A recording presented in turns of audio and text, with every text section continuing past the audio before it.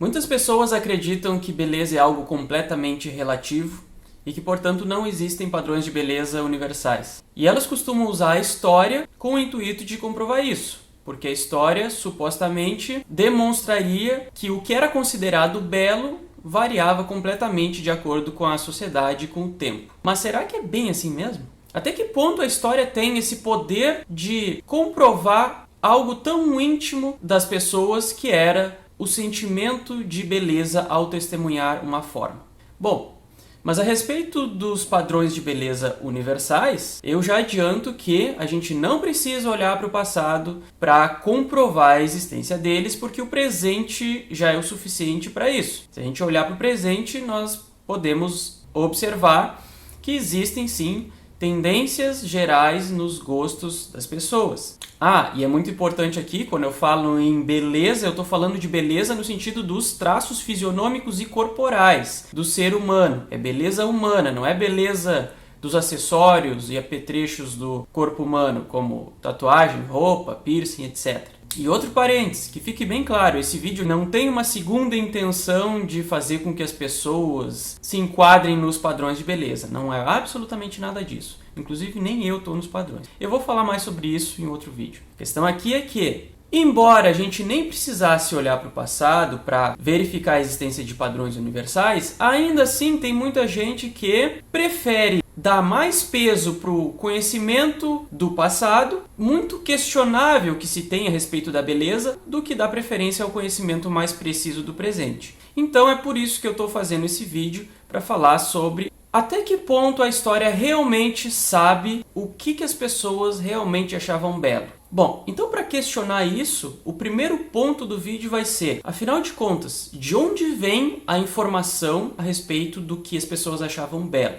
Ora, ela vem principalmente dos objetos, sejam eles as obras de arte, pinturas, esculturas, desenhos, etc. Ou se não, essas informações também podem vir de textos, de manuscritos. Mas no que diz respeito aos objetos, se a gente analisar apenas o objeto, isso por si só não vai nos dizer absolutamente nada a respeito do que era considerado belo pelas pessoas. Essa informação não está contida no objeto em si. A primeira coisa que a gente deve se perguntar, esse objeto, essa forma, ela sequer era considerada bela por alguém ou era apenas o que era o mais comum? E se ela era considerada bela por alguém, por quem? Pelo autor da obra? Por um grupo restrito de pessoas? Como uma elite impondo o que é belo? Mais ou menos o que ocorre hoje com as modelos das passarelas? Sendo que esse padrão estético das modelos definitivamente não corresponde com os gostos das pessoas? Principalmente com os dos homens? Será que era isso? Ou se não, será que aquilo que estava nos objetos, nas formas, correspondia de fato ao que as pessoas em geral gostavam? Nada disso tem como ser inferido a respeito da simples análise do objeto. Para a gente ter informações que nos digam algo a respeito disso, a gente precisa de outros elementos, de outras informações além do objeto, que eu não estou dizendo que não existem, né? Como eu falei antes, a gente pode encontrar informações adicionais em textos, em escrituras e coisas do tipo, mas de qualquer forma, nem sempre vai se ter essas informações adicionais para se saber, afinal de contas, o que era belo e o que não era. Então já existe uma incerteza aí nesse ponto. Então por isso eu acho pertinente a gente fazer esse questionamento em primeiro lugar. Ok. Mas acontece que o maior erro das pessoas que defendem que não existem padrões universais é que elas confundem beleza da forma estética com o valor da forma. Elas confundem as duas coisas, sendo que são coisas diferentes. Beleza, o que é? É tu analisar uma forma, um objeto, e tu sentir aquele prazer, aquele deleite, aquela sensação de agrado pela forma em si, pelas características intrínsecas ao objeto. Isso é o sentimento da beleza, a experiência da beleza.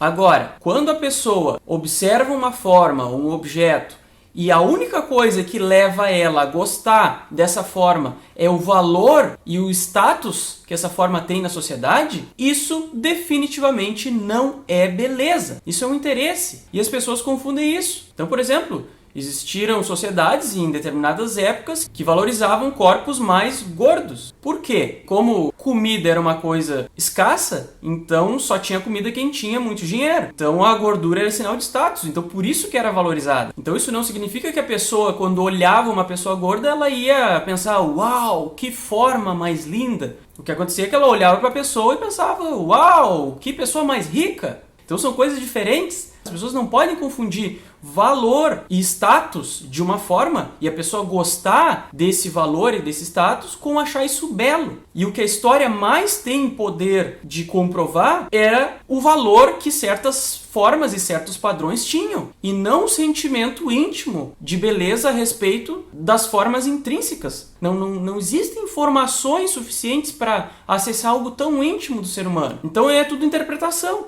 Valorizavam isso, então já dizem, então isso era o belo. Não, sabe? Existe uma distância muito grande entre as duas coisas. E a mesma coisa vale para a moda, porque a moda também diz respeito a se colocar como a forma do momento, o que está sendo valorizado no momento, independente de status, de dinheiro.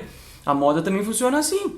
Então, as pessoas vão aderir à moda, pelo menos em grande parte, por quê? Por causa do valor social que aquilo tem. A pessoa quer se sentir incluída. Então ela vai olhar aquilo e vai pensar, nossa, eu quero estar assim também, porque eu quero estar incluído. Então é uma questão de valor, não de beleza em si. Claro que eu não estou dizendo que a pessoa não pode achar bonita a forma que está na moda. Claro que ela pode, mas não tem como a gente saber isso com base apenas na informação de que ela aderiu à moda. A moda, os costumes, a cultura, aquilo que era valorizado na sociedade, isso tudo mascara o verdadeiro sentimento de beleza das pessoas. Bom, acontece que eu sei bem que, embora o sentimento genuíno de beleza seja uma coisa e o valor que se dá à forma seja outra, essas duas coisas elas podem sim se relacionar e podem se entrelaçar, porque afinal de contas, dependendo da pessoa e do caso em questão, a pessoa pode projetar na forma todo aquele prazer e aquele entusiasmo que ela tem pelo valor da forma. Então pode ser que ela venha criar alguma afinidade com a forma, então misturar as duas coisas e surgir daí um sentimento de beleza pela forma, mas motivado pelo valor da forma. Mas mesmo nesse caso, só porque esse caso mostra que é possível se achar algo belo ao se adaptar com essa forma e misturar com valor, isso não implica que todo belo tem por origem algo desse tipo. Até porque a natureza íntima dessa experiência de belo é diferente da natureza íntima da experiência de beleza que eu mencionei primeiramente. E não é só eu que estou dizendo que é diferente. Inclusive eu deixo aqui um artigo científico que ele propõe um modelo explicativo para beleza que ele leva em consideração essas duas formas de beleza. Então, quando existe beleza de fato atrelada à moda, costumes e valores das formas, porque muitas vezes não vai ser beleza, vai ser só interesse pelo valor, mas quando existe, isso se encaixa nessa segunda forma de experienciar a beleza, que envolve elementos cognitivos. Existe uma racionalização no meio, enquanto no primeiro caso não existe. É algo mais instintivo, é um automatismo. Um sentimento que surge automaticamente a se observar a forma. Então, isso significa que, nos casos em que a beleza realmente é relativa à cultura, isso está dentro de uma forma de experienciar o belo e não de todas. Não se pode resumir a experiência da beleza apenas a esse caso, porque ele é um caso de dois. E o primeiro caso está atrelada ao tão chamado padrão universal. Bom, mas mesmo com tudo isso,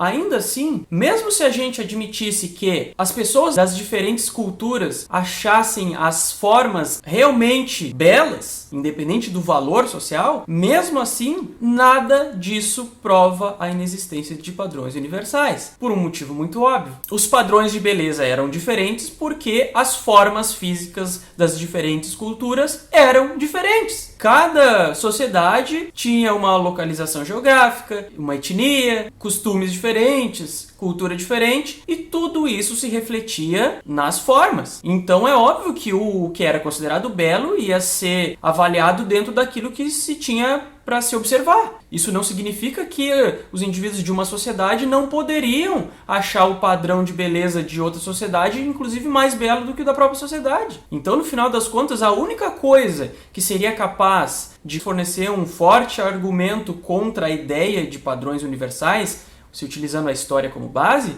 seria se todas as sociedades de todas as épocas tivessem acesso a todas as possíveis formas estéticas, todos os padrões de beleza, e mesmo assim, com tudo isso, elas, cada uma, escolhessem diferentes padrões como os mais belos. Aí sim a gente teria um forte argumento, mas esse não era o caso. Bom, então, dito tudo isso, é mais do que evidente que existe um abismo entre os fatos históricos e a afirmação de que não existem padrões universais e não existe absolutamente nenhum fato histórico capaz de comprovar a inexistência desses padrões. Então, é isso aí. Se tu gostou do vídeo, deixa o like, compartilha, se inscreve no canal e até a próxima.